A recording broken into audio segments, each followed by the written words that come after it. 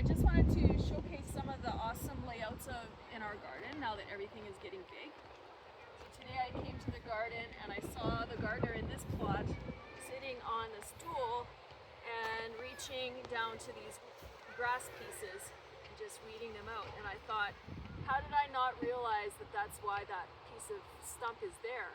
Of course it is. So if you would like to do the same, there actually are a lot of extra pieces from a tree that fell down by the school that we went and took, and now we have them here, so you're totally welcome to grab one for yourself. Okay, here we have the food bank plot, and it's really looking beautiful. This is the best it's ever looked in our whole garden history, thanks to Sandy.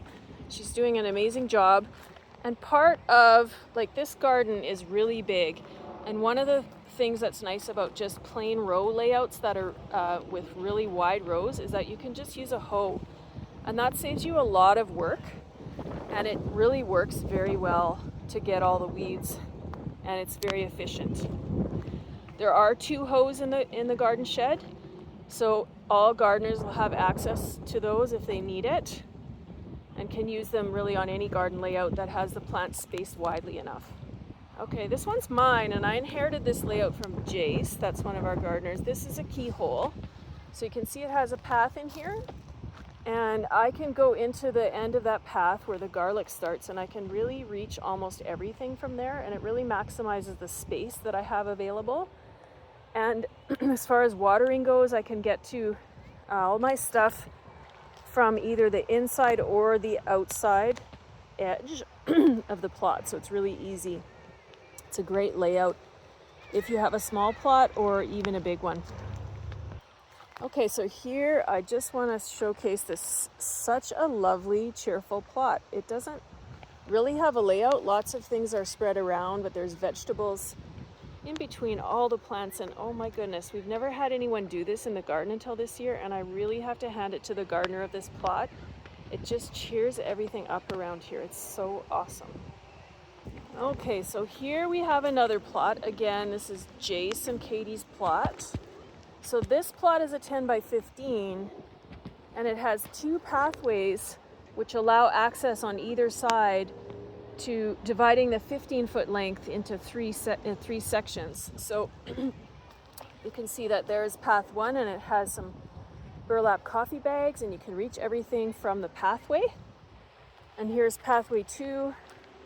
The only reason it's not clear is just those peas have fallen over at the moment, but what a great idea for a layout. It really maximizes everything that you can plant in here. Okay, and here we have Cindy's plot. Cindy's practicing no-till gardening, and she's using the straw that she's chopped up, I think, with her lawnmower, and she's using it on top of her plants, or on top of her soil, to conserve water. It's a really great way to keep your soil moist and soft. So if you want to know more about that, please do talk to Cindy. But the structure and layout of her plot here is she's got a cross going through. So she's got 2 paths. They're going in opposite directions, which makes 4 quadrants that are rectangular in the 15 by 10 plots. They would be square in the 10 by 10 plots, of course. But actually very easy, again, to reach everything from either the outside edge or the inside edge.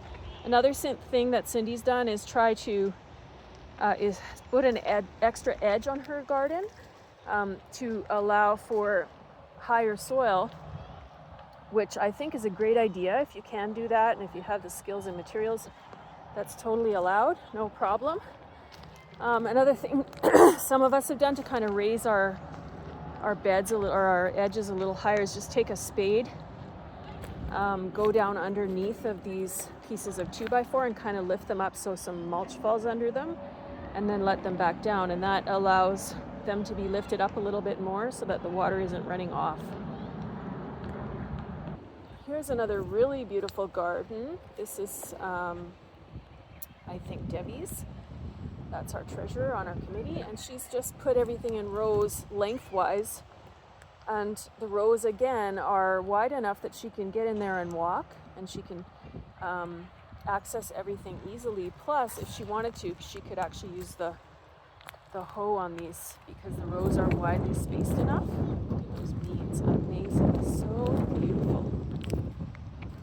thanks everybody. That's all I had to say. So if you're already thinking about next year, here's some ideas.